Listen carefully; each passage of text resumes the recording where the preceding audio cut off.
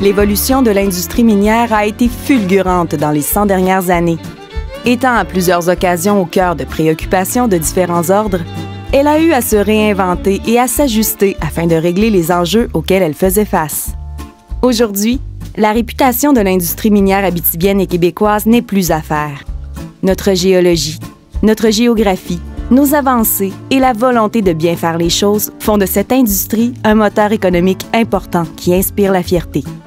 Loin des grands centres urbains, toute la filière minérale a été appelée à se développer et à se réinventer avec les contraintes que l'éloignement comporte et ainsi être à la hauteur de l'offre technologique de ce secteur qui s'étend partout sur la planète.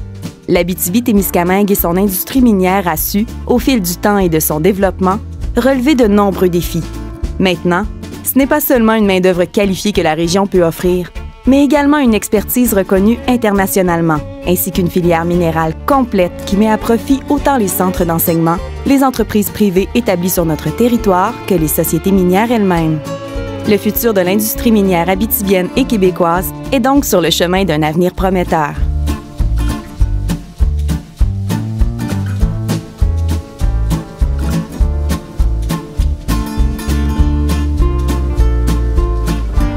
Tout est question de la nature des matériaux qu'on va avoir besoin dans l'avenir. Faut comprendre que les métaux, les minéraux, ne sont pas des choses qu'on a besoin nécessairement présentement et qu'on aura encore besoin, les différents métaux, plus tard. Il y a des métaux qu'on cherchait, qu'on courait, qu'on mettait de gros capitaux pour essayer d'extraire au siècle passé, qui ne valent absolument plus rien. Les gens dans l'Outaouais minaient du mica pour faire des isolateurs. Ça n'existe plus. Les gens ont miné l'or blanc, l'amiante. On ne cherche plus d'amiante, on ne minera plus d'amiante, c'est périmé. Et, parallèlement à ça, il y a des minéraux, il y a des métaux qui sont des métaux de l'avenir. Il y a certains minéraux, certains métaux qui vont revenir, qui vont venir, puis qu'on ne voit pas leur importance. C'est pour ça qu'il est très dangereux de stériliser du territoire puis de dire, bon, OK, si on soustrait ce territoire-là à la prospection, parce que, de toute façon, ce minéral-là n'est plus utilisé ou ce minéral-là n'a jamais été utilisé. Peut-être que dans l'avenir, ça va devenir quelque chose d'essentiel au développement de l'espèce humaine, le développement technologique pour améliorer nos conditions de vie. Premièrement, est-ce qu'il y a encore du potentiel de découvrir des nouveaux gisements? Est-ce que la région est épurée? Ma réponse en tant que géologue, c'est non. Les techniques d'exploration ont changé, on va plus en profondeur, donc il y a des aspects, des techniques d'exploration qui sont différentes. Juste d'une façon, méthodes de minage qui ont évolué, ça amène des économiques différentes. Et juste d'un point de vue un peu ironique, je dirais, deux des projets de l'or en Abitibi présentement se situent sur les deux mines qui ont fondé la région. Je prends l'exemple de Falco Ressources qui travaille sur un dépôt, la zone 5, en profondeur de la fonderie, du dépôt Horn, donc qui est vraiment la première mine en région. Et la compagnie Integra Gold qui travaille sur le projet Lamaque, qui est en périphérie des mines Sigma et Lamaque, dans l'intérieur desquelles plus de 11 millions d'onces d'or qui ont été exploitées. Donc les deux premières mines de la région qui étaient fermées et on disait peut-être épurées, c'est deux des projets de l'or pour des projets aurifères dans un futur peut-être pas si lointain.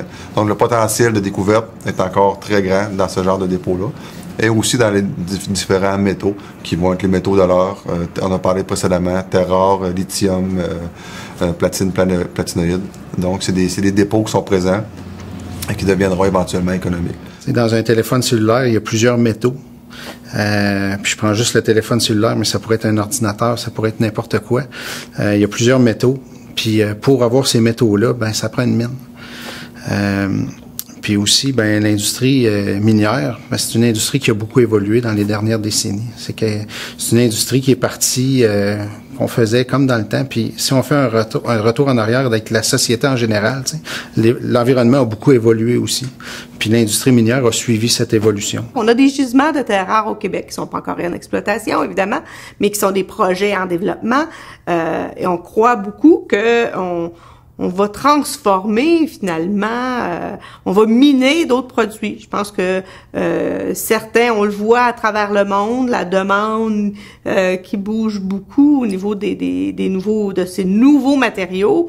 Alors on pense que oui, ces nouveaux matériaux-là vont prendre de la place finalement dans l'industrie minière du futur.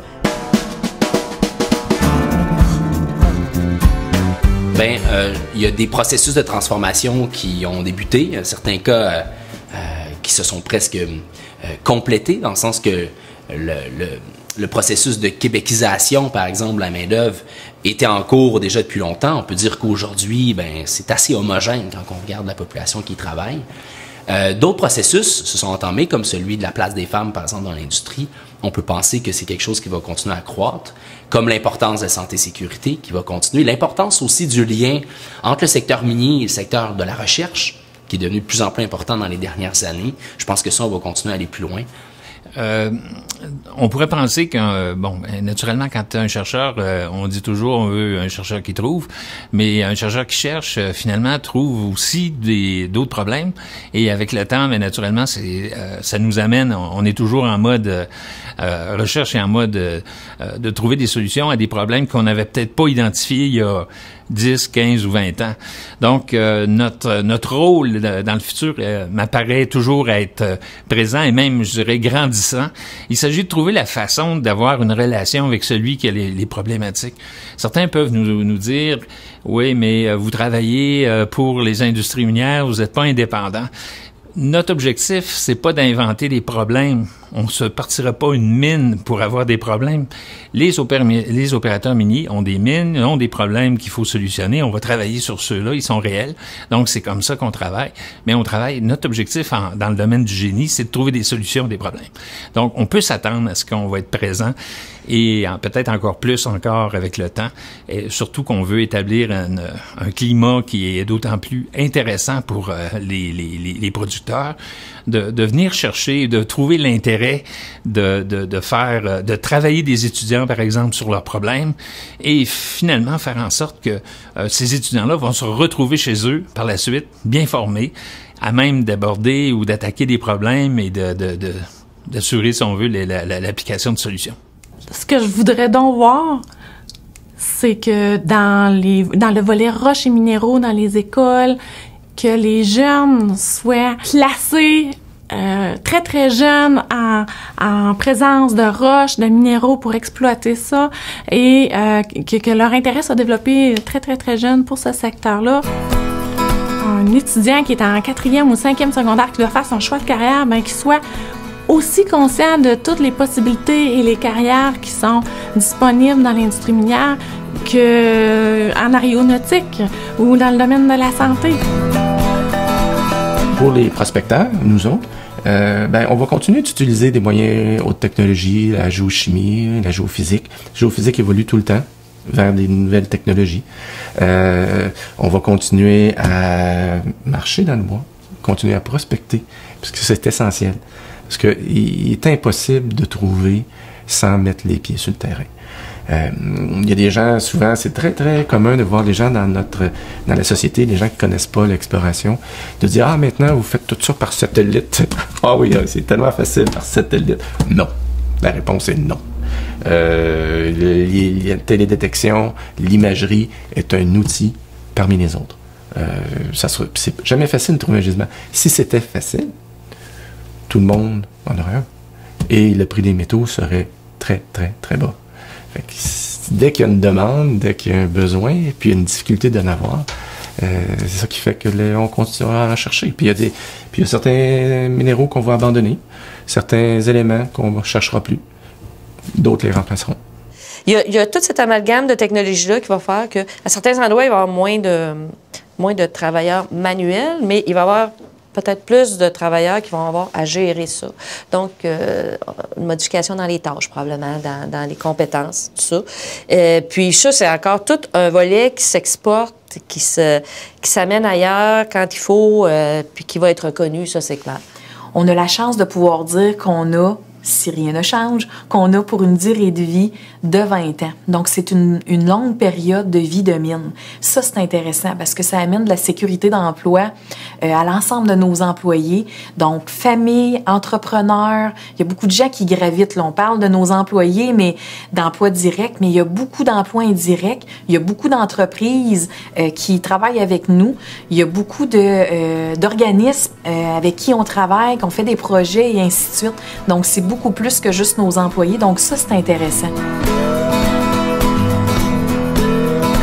Pour arriver à être une bonne entreprise économiquement, j'entends, il va falloir, comme on le disait, toujours faire preuve d'innovation et ainsi de suite. La technologie va jouer un rôle super important dans les prochaines années.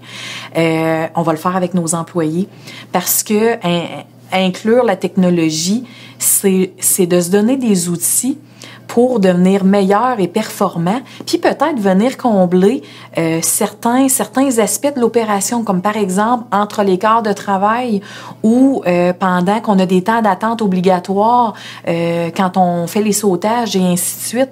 Donc, la technologie vient vraiment nous aider en venant combler des aspects dont on n'est pas capable de faire présentement avec une main-d'œuvre parce qu'on a un souci de santé et de sécurité. Donc, et on aime bien impliquer nos employés justement dans des groupes de travail qui travaillent justement à implanter ces nouvelles technologies-là parce que les personnes qui vont l'utiliser, c'est nos employés. L'avenir des mines va passer par la technologie. On sait tous que, génération Y, ainsi de suite, les gens sont plus familiers avec les nouvelles technologies aujourd'hui. Donc, par exemple, faut baisser nos gaz à effet de serre. Faut s'assurer que les fumées de diesel, on diminue ça le plus possible. L'énergie qui est la chaleur, ainsi de suite. Fait que si on a un gisement à profondeur qui génère beaucoup de chaleur avec les équipements, il faut s'assurer d'être capable de descendre puis d'amener une ventilation adéquate aux gens. Donc, il faut penser à des nouvelles technologies, des nouvelles énergies comme telles. Comme par exemple, on est en train de travailler avec certains fournisseurs pour développer de l'équipement à batterie, 100% autonome batterie. Donc, plus de diesel, des machines qui sont aussi puissantes, qui ne génèrent pas de chaleur, qui ne génèrent pas de fumée, ni de poussière. Donc, moi, je pense aujourd'hui, si on parle d'une mine souterraine, même dans une mine à la surface, un open pit, on parle de technologie propre, qui est bien important. Fait que là, tranquillement, les compagnies tendent à développer ces éléments-là. Nous, on est comme une plateforme d'essai. On est ouvert à ça, fait qu'on essaie différents équipements. Puis ça devient bien intéressant parce qu'on travaille avec justement les ingénieurs qui ont fait la conception. On amène une plus-value à ça aussi. Avez-vous pensé à tel élément, ainsi de suite. Par exemple, des chargeuses à navettes à batterie. On regarde aussi au niveau de contrôler des machines à distance de la surface. Lorsqu'on pousse ce raisonnement-là, les équipementiers, on travaille sur le côté téléguidé, le côté automatisation. Et on pousse même plus loin pour éviter les chiffres de nuit où il y a la perte de performance et danger au niveau de la santé et sécurité. On pense même à mettre des opérateurs d'équipement des mines au Canada. L'opérateur pourrait être en Australie, travailler de jour et vice-versa. Donc on est un peu loin, mais je pense que l'industrie minière est une industrie où les gens et l'industrie en tant que telle est résiliente. Donc on s'adapte, on innove, puis on peut toujours poursuivre. Ça va être vraiment la transmission des données de toutes les machines qu'il y a sous terre. Que ce soit pour les camions, que ce soit pour les foreuses, que ce soit pour les équipements fixes, que toutes les données, toute l'information remonte à la surface, que ce soit plus facile à gérer.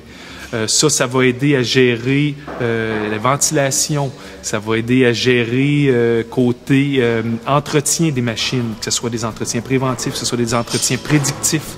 C'est vers ça que ça s'en va tranquillement, assez rapidement, je dirais même.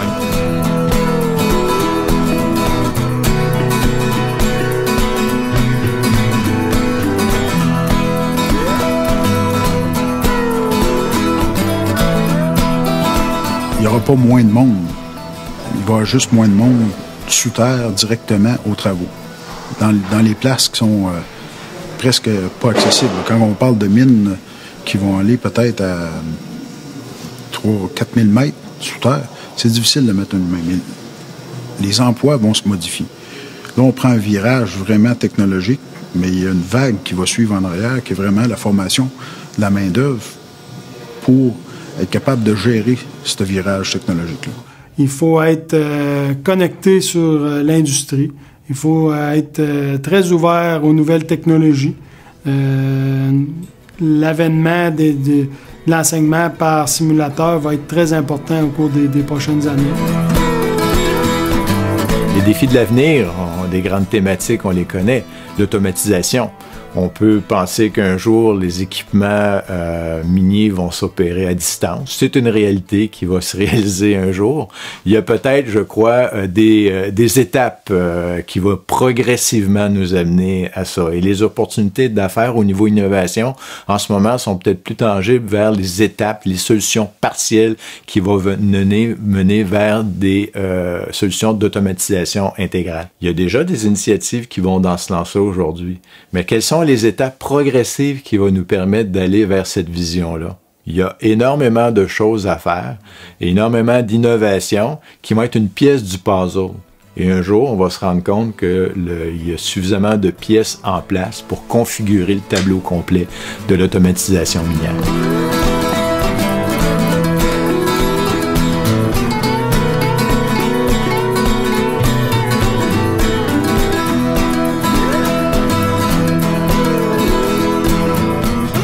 Moi, le futur dans le secteur minier, je le vois beau. Je le vois beau parce que on travaille tellement fort sur la prévention, on travaille tellement fort sur la santé et sécurité pour les travailleurs que ça ne peut qu'être bénéfique. L'industrie minière a su s'adapter au fil des ans. Ça c'est un acquis. Je crois que les gens vont de plus en plus le réaliser. Je crois que ça c'est quand même relativement important. Ce qu'on va voir apparaître, c'est toute la nouvelle génération de gestionnaires. Des gestionnaires qui sont jeunes, des gestionnaires qui sont habitués de travailler dans les réseaux sociaux, de consulter, des gestionnaires qui sont habitués de travailler à la base et de monter leur information vers le sommet. Ce qui va faire un contraste beaucoup avec ce qu'on voit en ce moment. C'est-à-dire que l'expertise acquise au fil des années, elle est distribuée vers les jeunes qui rentrent. Ce qu'on va voir apparaître dans le futur, c'est pourquoi pas faire différemment et présenter ça vers la direction. Donc, appelons ça la gestion Twitter. J'ai l'impression que ça, c'est quelque chose qu'on devrait voir apparaître. Et l'autre chose qu'on devrait voir apparaître, c'est cette sensibilité nécessaire qu'auront les gestionnaires, les dirigeants avec les communautés d'accueil. Et pour y arriver, pour être capable de comprendre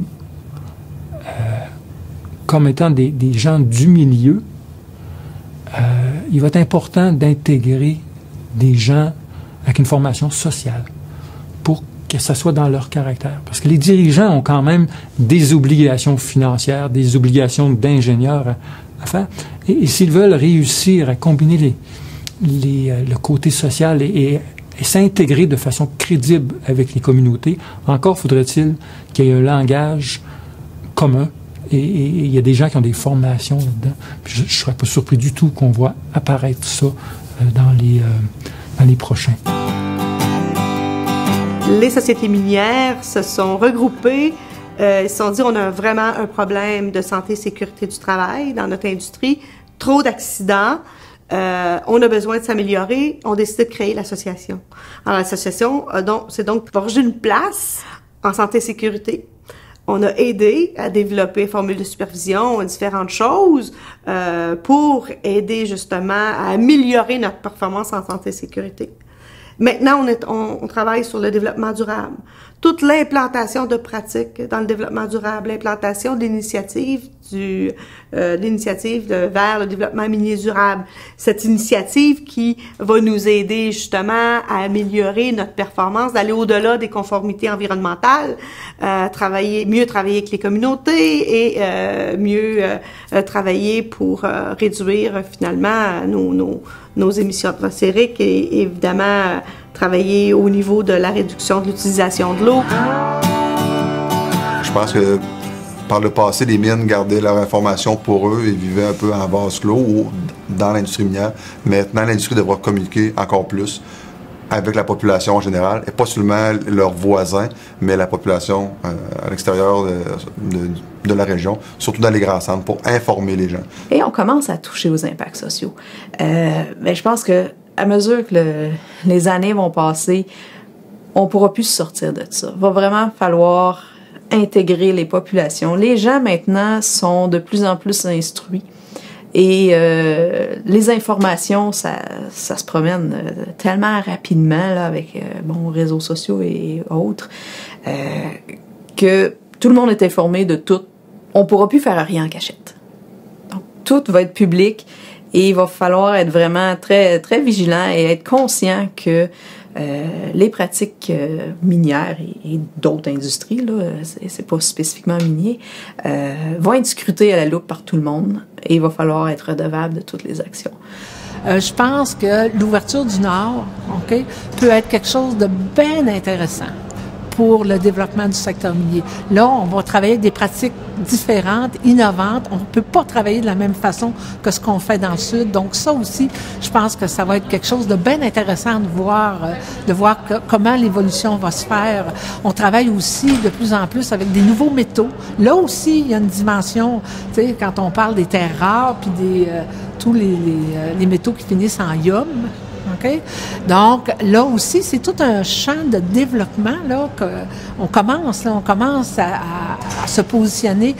La connaissance n'est pas encore là. Il faut l'acquérir, il faut développer le savoir, il faut innover. Donc, il y a l'ensemble de ces éléments-là aussi au cours du futur, au cours des prochaines années, qu'on va voir l'évolution. Et ça, je pense que ça va être des beaux défis à relever pour l'industrie minière. Donc, moi, l'évolution de l'industrie, je la vois vraiment de façon très positive. On a beaucoup changé les pratiques, notamment au niveau de l'environnement dans le passé, et on va pouvoir, je dirais, bénéficier des résultats positifs de ça au cours des prochaines années, à la fois pour l'industrie, mais aussi pour l'ensemble des communautés. Bien sûr, il y a toute l'acceptabilité sociale qu'il faut bien sûr travailler, puis c'est pas juste une acceptabilité sociale à court terme et que localement autour du site minier, mais il faut voir ça d'une façon beaucoup plus large, de s'assurer que tout ce qu'on va utiliser comme ressources naturelles, qu'on en utilise l'entièreté, et je reviens avec notre centre, c'est de s'assurer qu'on fera l'entièreté de la boucle de façon à s'assurer que les résidus industriels, la pollution, si effectivement tout ça, on est capable de la réutiliser pour pouvoir l'amener à être une valeur ajoutée, je pense qu'on aura gagné le pari et on utilisera donc de moins en moins de ressources naturelles primaires, mais on utilisera l'entièreté de la ressource naturelle comme telle. Fait que pour moi, une mine dans le futur, c'est que l'industrie minière et les gens vont pouvoir bien cohabiter ensemble. Puis aussi que l'industrie minière soit capable de bien vulgariser aussi qu'est-ce qu'elle fait, c'est quoi une mine, pour que les gens puissent bien comprendre, puis pour que aussi la population gagne confiance en les minières. Parce que c'est sûr que quand on ne sait pas ce que l'autre fait, c'est difficile de prendre confiance. Mais si on est capable vraiment de démystifier les choses qu'on fait, puis de l'expliquer qu'on fait des choses correctement, les gens vont pouvoir avoir confiance en nous.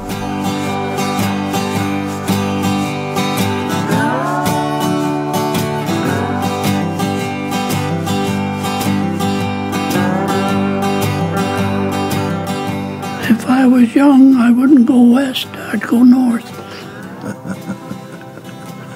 I see a big future because a lot of stuff are opening up now, and there's more money around for big projects up there.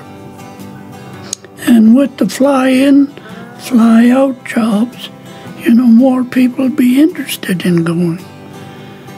And the future for, I would say, Quebec and Canada is the north. And you can see it every time you pick up the Northern Miner, which is a mining paper. You see more and more things being found up there.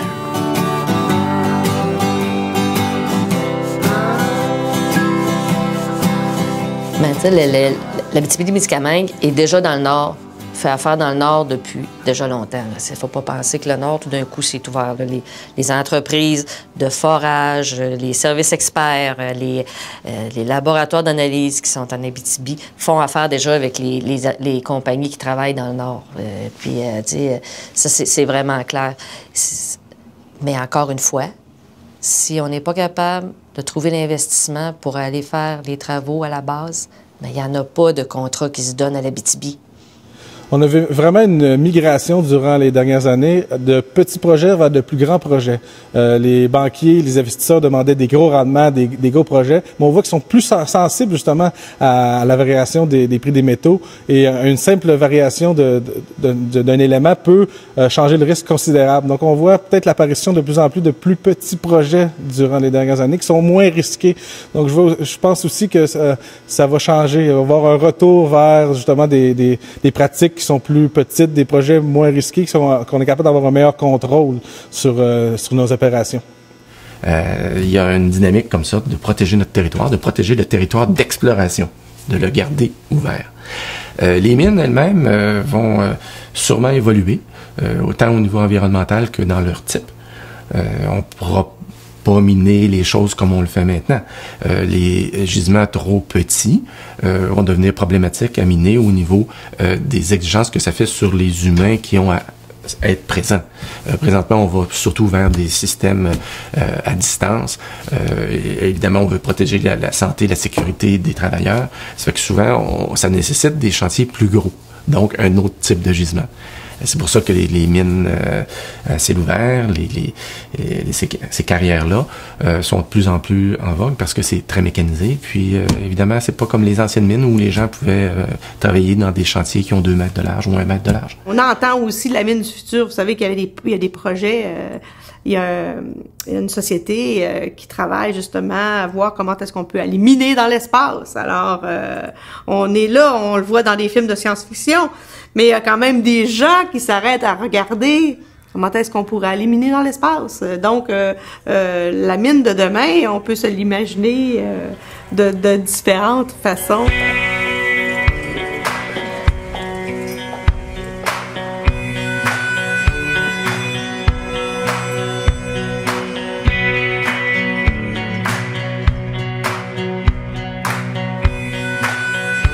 L'avenir nous le dira, mais le pronostic est favorable. L'industrie minérale d'ici est promise à une place de choix. Étant devenue un modèle pour le secteur minier du monde entier, la filière minérale régionale aura de grands défis à relever pour le demeurer. Avec les efforts de tous et chacun, ainsi qu'une capacité à se réinventer tant socialement que technologiquement, l'industrie abitibienne et québécoise a tout pour rester un chef de file et un exemple à suivre à l'échelle internationale.